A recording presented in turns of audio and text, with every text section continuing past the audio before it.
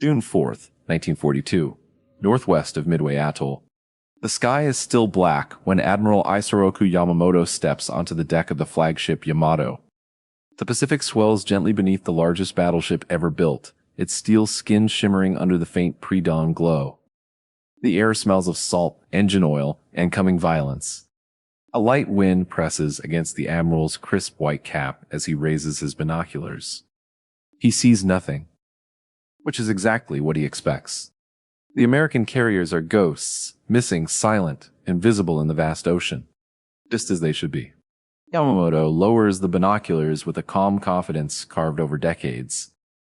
They have no eyes out here, he says softly to Captain Kometo Kuroshima beside him. No radar, no detection, no warning.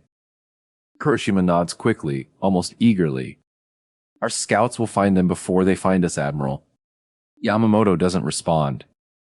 Somewhere deep inside, he feels the faint pulse of uncertainty, but he buries it beneath layers of discipline and pride. The Imperial Japanese Navy has struck fear across the Pacific for 6 months. Pearl Harbor, Rabaul, the Dutch East Indies. Every victory reinforced a single belief. Japan moves first. Japan strikes unseen. Japan decides the moment of battle. And today, they will crush the last hope of the American fleet. Or so Yamamoto believes. Far ahead, aboard the carrier Akagi, the flight deck glows under red lamps as deck crews swarm around Nakajima B-5N torpedo bombers. Men shout orders over the roar of engines, their silhouettes darting like insects across the steaming deck. Commander Mitsuo Fuchida limps along the catwalk, still recovering from injuries at Pearl Harbor, but present to observe the attack preparations. He watches the crew's work and smiles. Once again, the Americans will still be sleeping when our planes arrive, he says. But an older chief petty officer shakes his head. Sir, the Americans have changed. They respond faster now. Their aircraft. Fuchida cuts him off sharply. Radar does not fly planes, Chief. Men do. He says the word radar, as if it were mildly insulting. A toy, a gimmick, something beneath the dignity of naval warfare. Thousands of sailors believe him, including Yamamoto. Back on the Yamato, the horizon begins to brighten. The deep navy sky softens into gray. Stars fade into the coming dawn like ghosts retreating.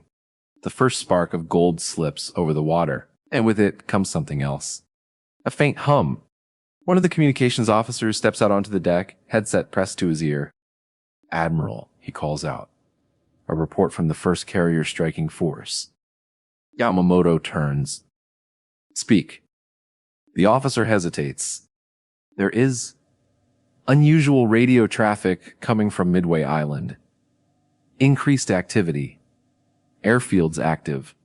Yamamoto frowns. That is expected. They know we are coming.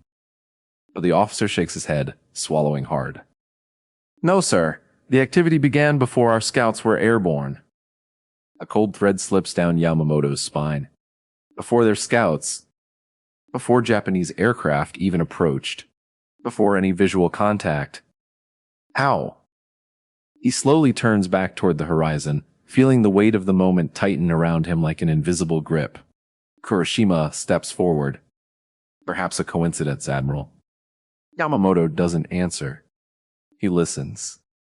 The ocean. The wind. The hum of engines deep within the hull.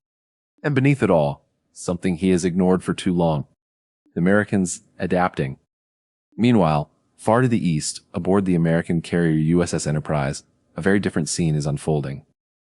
Inside the Combat Information Center, a cramped, dimly lit room stacked with glowing radar screens, young ensign Charles Schleier watches a faint blip appear on the scope. He leans forward, adjusting the dials. Sir, we have unknown aircraft inbound, bearing 320, range 93 miles. Lieutenant Commander Edwin Layton, the fleet intelligence officer who has spent months decoding Japanese signals, steps close. Confirm it. Schleier waits.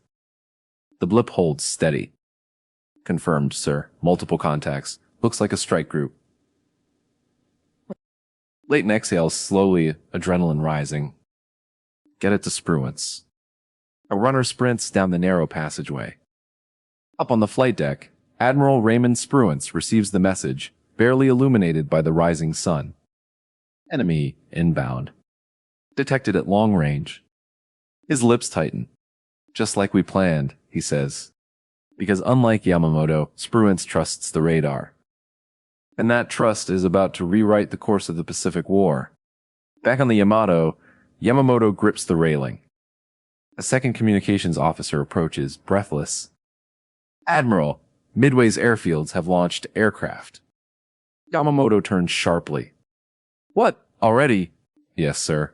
Fighters and bombers, rising fast. Kuroshima steps beside him, face pale now. That is impossible, unless the Americans saw us coming. Silence. Yamamoto closes his eyes for a brief, heavy moment. He knows the truth. They didn't see his fleet. They detected it. Long before his scouts ever spotted a single American plane. Radar, the toy he dismissed, is no toy at all. It is the reason the Americans are already in the air. It is the reason their carriers have vanished. It is the reason he no longer controls the tempo of battle. The Pacific is shifting beneath his feet. Yamamoto grips the cold steel of the railing as the realization sinks in. He is no longer the hunter. He is being hunted. And the Americans are already moving. The rising sun glints off the vast Pacific as Admiral Yamamoto stands rigid on the flagship Yamato's deck, unable to tear his eyes from the ominous glow at the horizon. Fighter engines rumble. Scout planes roar into the sky. Orders echo across steel corridors. But something is wrong. Deep in his stomach, a hollow certainty forms, something he has not felt since his time studying in America. Japan is no longer the only nation capable of innovation. A junior officer rushes toward him, saluting sharply. Admiral, our forward picket destroyer reports visual contact with enemy aircraft, high altitude, approaching from the southeast. Yamamoto stiffens. Already? He looks at his pocket watch. 4:52 a.m. Too early. Far too early. They should have had surprise. They should have dictated the pace. Instead, the Americans are airborne before Japan even found their carriers. How did they know? Kuroshima whispers beside him. Yamamoto's silence is answer enough. Radar, the gimmick, the toy, the unreliable Western trick had outplayed one of the greatest naval minds of the century, and it was only the beginning. Far above the Pacific, in a world of burning sunlight and freezing wind, Lieutenant John Thack leads a squadron of F-4F Wildcats in a tight formation. The radio crackles. Bogies confirmed, bearing 320. Angel 16, Japanese attack group inbound. Thack adjusts his goggles and grins grimly. Radar keeps giving us gifts. He banks left, leading his formation into a position no Japanese pilot expects, directly above their flight path. Below them, Commander Shigekazu Shimazaki leads the Japanese strike group from the Akagi, his aircraft glittering under the morning light. Torpedo bombers in neat rows. Dive bombers forming perfect V-shapes. Zero escorts weaving confidently through the sky. Shimazaki scans the empty horizon. Strange, he mutters. No resistance yet. He has no idea he is flying straight into a trap guided by an invisible guardian, the American radar net. A young pilot settles into a steady line beside him. Commander, do you think the Americans know we're coming? Shimazaki laughs. How could they? Our scouts haven't even returned. But high above, F-4F Wildcats tighten their circle. Thack reaches for his trigger. Let's welcome them to Midway. He dives. On the Akagi's deck, chaos erupts as multiple radio reports arrive at once. Enemy fighters above the strike group? Zeros engaging. Bombers taking evasive action. Flight Director Minoru Genda bursts from the operations room, coat flapping behind him. What altitude? How many? No one knows. They came from nowhere, sudden, precise, devastating. Because radar led them there. Genda rushes to the deck edge and scans the sky. He spots a distant glint, then another. Tiny specks diving at impossible angles. American fighters. Unexpected. Unhindered. Already positioned for the kill. His stomach drops. This isn't random, he whispers. They knew the exact vector. Back aboard the Yamato, Yamamoto receives the first casualty report. Admiral, we've lost 6 bombers in the opening seconds. Kuroshima turns sharply. Impossible. They must be exaggerating. The officer swallows. Sir, it could be more. A cold silence freezes the command deck. Yamamoto looks toward the eastern sky, where black smoke trails begin to scar the morning light. Those aren't clouds. They are the remains of elite Japanese airmen, men trained for years, lost in minutes. Admiral, Kuroshima says hesitantly, should we deploy the reserve fighters? Yamamoto shakes his head. If we send them now, they will die without purpose. We cannot throw lives at a threat we do not understand. He steps forward, gripping the railing so tightly the metal digs into his palms. They found us first. They climbed above our strike group. They knew exactly where to strike. His voice grows quieter, heavier. This is not coincidence. This is detection. Kuroshima's eyes widen. The Americans use radar to find our planes. Yamamoto nods slowly, each movement weighted with the burden of realization. And if they can find our planes, he turns toward the horizon, where distant shapes move through shimmering heat. They can find our carriers. In the sky, the battle intensifies. American and Japanese fighters spiral downward in violent dogfights, contrails twisting into chaotic corkscrews. Machine gun tracers slice through the air. Engines roar like caged animals. Smoke trails arc into the sea as aircraft tumble from the heavens. Vac executes his famous maneuver, the Vac Weave, allowing his Wildcats to outturn the Superior Zero by overlapping fields of fire. Japanese pilots, once confident, now shout frantically over radios. They're already in position. How do they climb above us so fast? Where do they come from? By the time Shimazaki realizes what has happened, it is too late. Half his escort fighters are engaged. Bombers are breaking formation. The strike is losing cohesion before it even reaches Midway. He clenches his teeth. This wasn't supposed to happen. We were supposed to surprise them. He banks sharply, pulling his squadron back into order. But order cannot exist in a battle the enemy shapes before you even see them. Not when radar guides every American move. On the Yamato, Yamamoto receives another report. The American fighters, they were already airborne before our scouts returned. Kuroshima turns pale. They anticipated our timing. Yamamoto exhales a slow, controlled breath. No, He says, softly. They dictated it. For the first time since Pearl Harbor, he feels something unfamiliar. The loss of initiative. The Americans are no longer reacting to Japan. Japan is reacting to America. He looks up at the gray sky and knows this is more than an unlucky engagement. It is a shift. A signal. A warning. Japan is fighting an enemy whose greatest weapon cannot be seen. The morning sky over the Pacific is now streaked with smoke trails and burning aircraft. From the deck of the Yamato, Yamamoto watches something he has not seen since his earliest days as a naval cadet.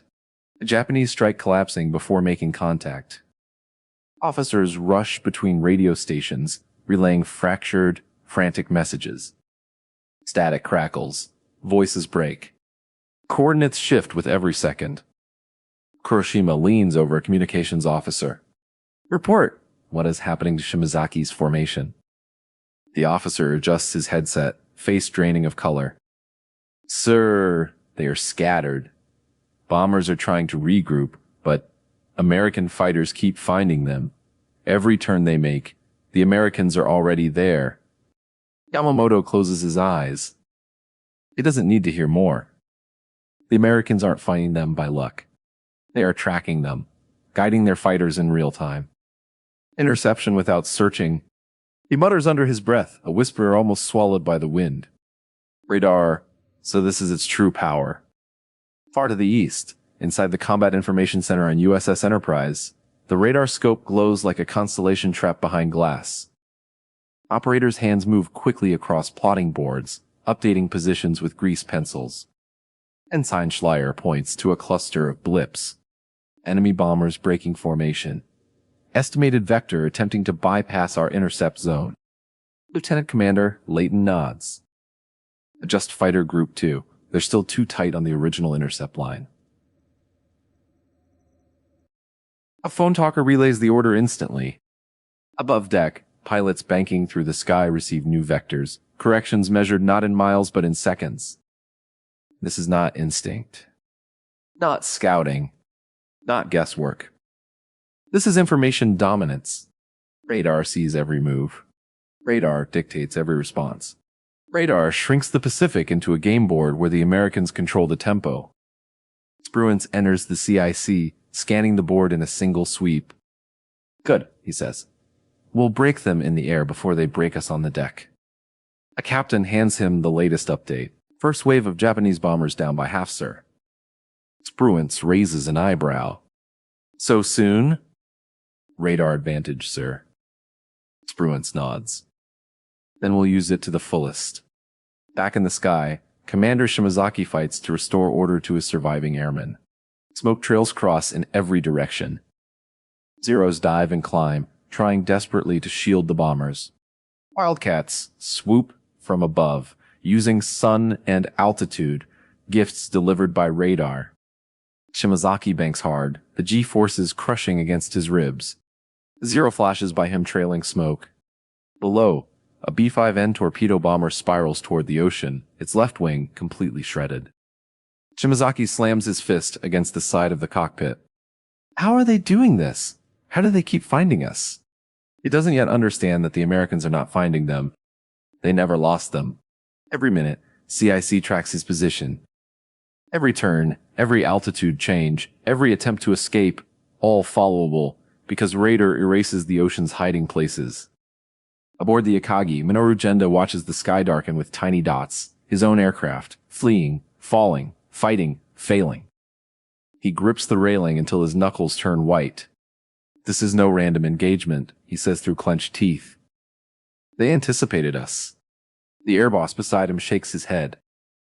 Impossible. We launched the strike before dawn. There's no way American aircraft... Look at the timing! Genda snaps. Their fighters met ours at altitude. They knew exactly where our bombers would appear. The deck crew around him grows still as his words settle, like a funeral shroud. Genda continues, voice low and trembling. They have a system. Another explosion punctuates the statement. They see first. Another flash of distant gunfire. They move first. Smoke blossoms in the sky like a black flower. They kill first. Genda's eyes narrow. This isn't luck. This is technology. On the Yamato, a new report arrives, one Yamamoto has been dreading. Admiral, one of our scout planes is returned.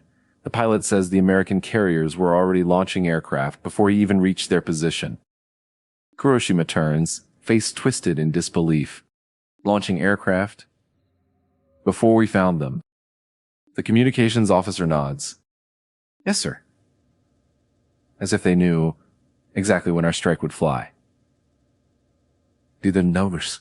A hush falls over the command deck. Yamamoto steps back from the railing, the Pacific breeze tugging gently at his coat. This battle was supposed to be ours, he says quietly. It was supposed to be decided by surprise. Kuroshima stares ahead. But they turned surprise into strategy. Yamamoto nods slowly. And they turned detection into dominance. He finally says the words he has dreaded saying. We no longer control the first move. A fresh explosion rolls across the horizon. The surviving Japanese bombers, ragged and disordered, struggle toward Midway. Smoke trails crisscross behind them like scars in the sky.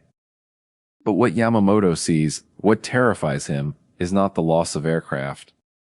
It's the loss of initiative. Japan has always struck first. Always dictated the terms. Always forced opponents to react. But now, the Americans are the ones shaping the battlefield. The Americans are the ones dictating timing. The Americans are the ones deciding who lives and who dies. Radar, the technology Yamamoto once dismissed, has made them clairvoyant. And without surprise, Japan has no advantage. He grips the railing again, knuckles bone white. If they can anticipate our strike group. He inhales sharply. What else can they intercept? His answer arrives in the form of a frantic message from the carrier Akagi. Enemy dive bombers sighted overhead. They found us. They're diving now. Static. Silence. Yamamoto's heart sinks. The Americans have found his carriers. And this time, they are the hunters. 10:21 a.m., June 4th, 1942, above the Japanese carrier strike force. The Pacific sky, clear only moments ago, now churns with dark shapes. Dive bombers. American SBD Dauntlesses. Dropping out of the sun like iron hawks. For a moment, every Japanese sailor on the Akagi, Kaga, and Soryu goes still, head snapping upward as a thunderous roar tears through the clouds. An officer screams. Incoming! Dive bombers. But it's too late. The Dauntless squadron leader, Lieutenant Commander Clarence McCluskey, angles his aircraft nose down toward the Kaga. Wind howls past the cockpit. The altimeter spins like a falling coin. The carrier below swells into a massive target. McCluskey grips the dive brakes. His voice is calm. Steady. Steady. Bombs free. A pair of 1,000-pound bombs detach from the wings. They whistle downward, and the sky erupts. On the Akagi's flight deck, Minoru Genda sprints toward the edge, pushing past stunned deckhands. He sees it clearly. Bombs striking the Kaga in rapid succession. One smashing into the hangar deck. Another tearing through fuel lines. A third detonating near the island tower. A fireball engulfs the flight deck, lifting aircraft into the sky like burning paper. Genda's throat tightens. How did they find us, at this moment, at this angle, exactly when our decks were full? He already knows the answer. Radar. It guided the Americans to the perfect window, precisely when Japanese decks were packed with refueling aircraft and armed bombs. Timing so perfect it felt supernatural. But it wasn't fate. It wasn't luck. It was technology. Aboard the Soryu, men sprint across the deck as alarms blare. Dozens of Zero fighters sit lined up, fueled and armed, waiting to launch. A Dauntless dives toward them, engine screaming. One of the Japanese deck officers shouts, "They're hitting us before we even get airborne." A bomb punches through the deck and detonates inside the hangar. The explosion blows open the carrier's side, sending debris hurtling like shrapnel-filled wind. Crewmen are thrown from their feet, uniforms torn by heat and steel. Black smoke boils upward, staining the blue sky. Back on the Yamato, Yamamoto clutches the railing as the radio erupts with panicked transmissions. Akagi hit, hangar deck on fire. Kaga burning from bow to stern. Soryu requesting immediate support, multiple explosions. Kurashima presses a hand to his forehead, stunned. This can't be happening. Not to three carriers. Not at the same time. But Yamamoto's eyes narrow as reality sharpens. They struck all three because radar told them where we were and when to hit. His voice is steady, but inside he feels the crushing weight of a strategist who has just lost control of a battle he designed. We underestimated their ability to see, he says. And now, we are blind. Above the fleet, dauntless pilots pull out of their dives, engines shaking as they skim only a few hundred feet above the waves. One pilot looks back and mutters, "Good hits. That'll keep them out of the fight." He has no idea he's witnessing one of the most decisive minutes in naval history. On the burning Akagi, Genda stares in horror at the spreading flames. Planes tumble off the deck. Bomb racks detonate in chain reactions, and scramble with hoses that instantly melt from the heat. He shouts, "Get the firefighting teams forward, move, move." But the inferno already controls the ship. A young sailor beside him caws through the smoke. "Sir, how did they find us so fast? Our scouts didn't report them. Our fighters were in the wrong direction." Genda closes his eyes, bitter realization sinking in like a stone. They didn't need scouts. They had their own eyes. Electronics, radio waves, radar. He forces the words out. They saw us long before we knew anything.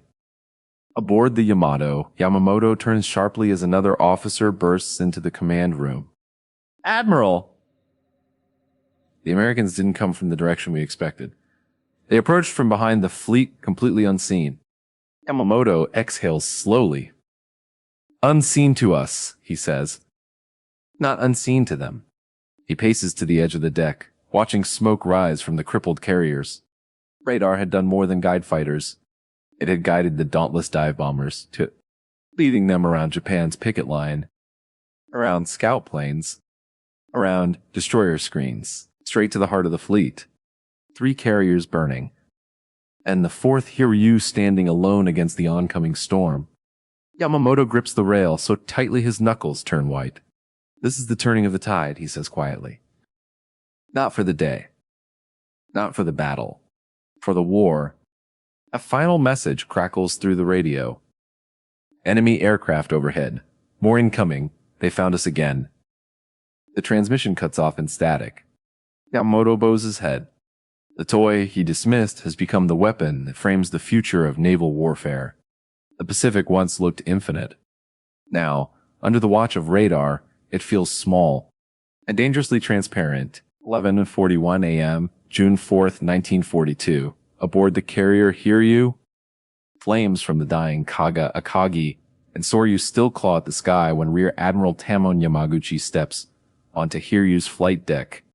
Smoke blows across the sea like drifting curtains. The air tastes of burning fuel, salt, and the metallic sting of disaster. Yet Hiru stands alone, the last functioning Japanese carrier in the battle. Below him, deck crews sprint around Zero fighters and D-3A Val dive bombers. Pilots hurry toward their cockpits, helmets under their arms, faces strained but determined. Yamaguchi's voice is sharp, unwavering. Launch the counterstrike. We will avenge the others. He knows they're outnumbered, outmaneuvered, outcommunicated. But he also knows something else. Japan has never surrendered a battle without striking back. The order echoes across the deck. Engines roar to life. The first wave begins to taxi. And yet, a single thought coils in Yamaguchi's mind like smoke. How many of these men will return? Aboard the USS Enterprise, the clock starts over. Inside the Combat Information Center on Enterprise, the radar screen glows with a new cluster of blips. Ensign Schleier circles them with a grease pencil. New enemy contacts detected, bearing 345, altitude climbing, looks like a strike group. Commander Layton steps forward, eyes narrowing. Hiru, he mutters. Their last card. Spruance enters, hands clasped behind his back. Get our CAP, Combat Air Patrol, up and prep the dive bombers.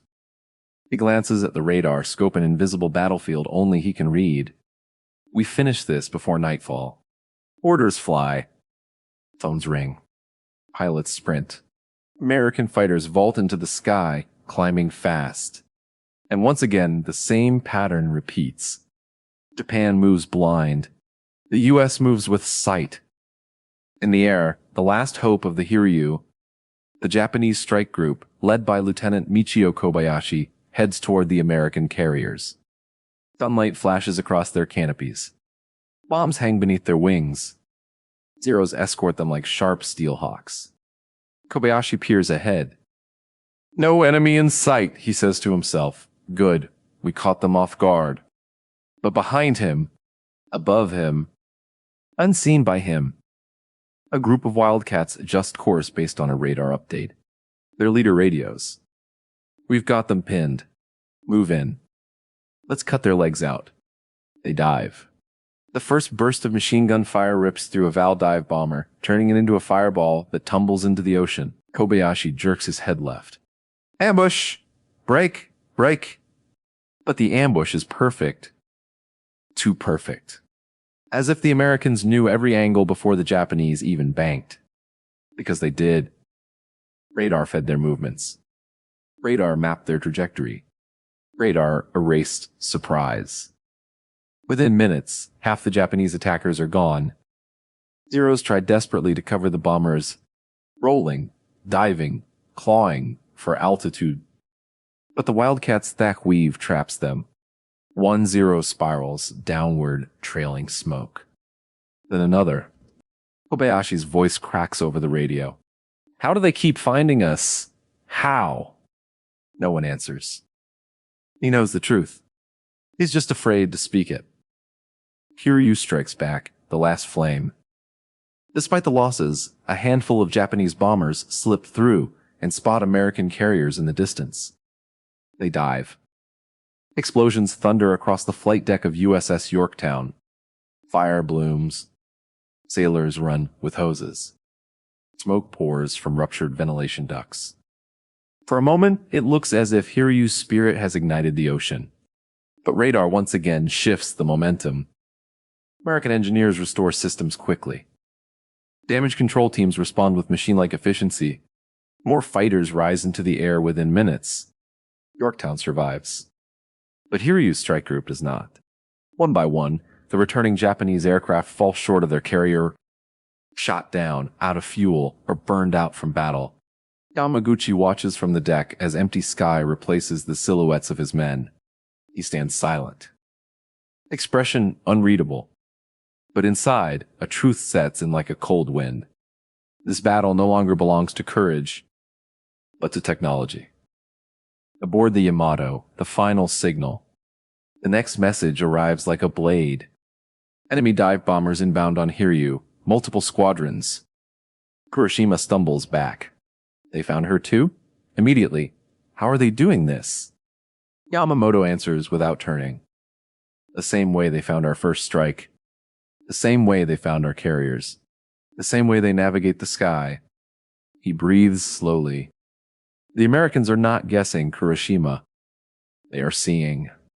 Another silence. A heavy one. Then the final call from Hiryu bursts through the radio. Bomb hits. Hangar deck ablaze. Fire uncontrollable. Static. When the smoke clears, the fourth carrier burns. And with it, the heart of the Japanese offensive. Yamamoto lowers his head as if acknowledging an opponent he once underestimated. Radar, he says quietly. That small machine has struck down a fleet. It is no longer a toy. No longer a curiosity. No longer a Western oddity. It is the new ruler of the Pacific. The weapon Japan never prepared for. The weapon that turned the tide. Dusk, June 4th, 1942. Somewhere northwest of Midway. The sun sinks low over the Pacific, bleeding orange light across a sea littered with debris. Empty rafts, oil slicks, drifting fragments of carriers that once symbolized Japan's naval pride. A quiet falls over the ocean, broken only by distant explosions and the groan of burning steel. On the Yamato's deck, Admiral Isoroku Yamamoto stands motionless, hands clasped behind his back, face unreadable as the final flames of Hiryu fade into the horizon. The day is ending. And with it, so is Japan's age of naval dominance. Officers gather behind him in uneasy silence. Even the wind seems hesitant, as if afraid to disturb the weight hanging over the admiral's shoulders. Kuroshima steps forward, voice barely above a whisper. Admiral, all four carriers are gone. The words drift into the air like ashes. Yamamoto closes his eyes. He already knew. He felt each loss like a strike against bone. But hearing it aloud solidifies the truth he has tried to resist all morning. The heart of the First Air Fleet, the most powerful naval strike force in Japanese history, has been erased in a single day. Not by numbers. Not by luck. Not by bravery on the battlefield. But by information. By foresight. By radar. The truth behind the silence. A communications officer approaches cautiously. Sir, we have intercepted American transmissions. They located each of our strike waves with long-range radar. They were adjusting their fighters in real time. Kuroshima's jaw drops. Real time? Impossible. Radio waves can't reach that far. Yes, sir. Their systems are far more advanced than we believed. Yamamoto raises a hand. Enough. The officer falls silent immediately. The admiral steps forward, watching the ocean swallow the sun. He speaks softly. It is not their machines alone that defeated us. It is their willingness to embrace new ideas. He sighs, a long, weary exhale from a man who foresees the future too clearly. While we polished tradition, they polished innovation. Behind him, the Pacific is turning black. Night approaches, but for Japan, the darkness is symbolic. A shadow is falling across the empire. Aboard the USS Enterprise, a different sunset. As the sky dims, American sailors stand on the flight deck, exhausted, bruised, oil-streaked, but victorious. Dive bombers return with empty racks. Fighters limp home with bullet holes stitched across their wings. Mechanics cheer and slap backs. Pilots collapse onto the deck, adrenaline finally draining away. Inside the CIC, radar operators remove their headsets, their faces pale from hours of tension. Spruance steps into the room. "Well done, gentlemen," he says. "You didn't just guide the battle. You shaped it." The operators exchange tired smiles. Flair wipes sweat from his forehead. "Sir, did we really destroy 4 Japanese carriers today?" Spruance nods, expression solemn. "Yes, and it will change the war." He looks at the fading blips on the radar screen. Not enemies anymore, but history itself. "Radar didn't just help us win," he says quietly. "It gave us something Japan no longer has." He places a hand on the shoulder of the nearest operator. Time. Back on the Yamato, the final realization. The night settles fully now, stars flickering above the shattered fleet. Yamamoto remains at the railing long after his officers disperse. He speaks to no one. He hardly moves. Finally, he breaks the silence. "Kuroshima." "Yes, Admiral." Yamamoto's voice is low, steady, but heavy with truth. "I have made a terrible error." Kuroshima swallows hard. "You acted with honor, sir. You—" "No." Yamamoto shakes his head slowly. "I acted with assumptions.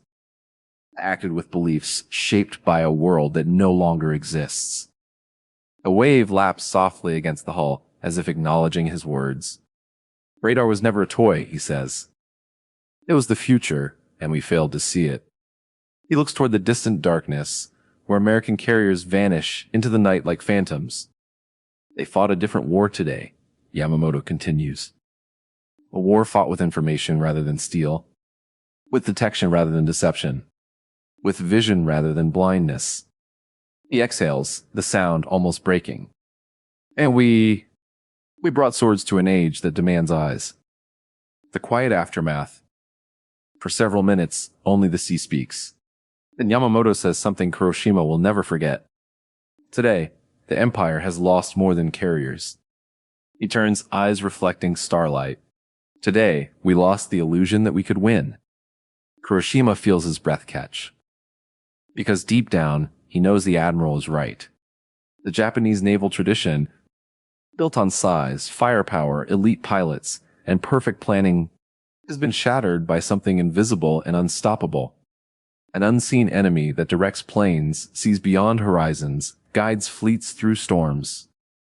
Radar has rewritten the rules of war, and Japan is no longer the master of the Pacific. Final light. The last flames of Hiru vanish beneath the waves. And in the darkness that follows, Yamamoto whispers a final truth meant for no one and everyone. Only a fool fears the sword, but ignores the hand that guides it. He bows his head. The Pacific War has changed. Forever.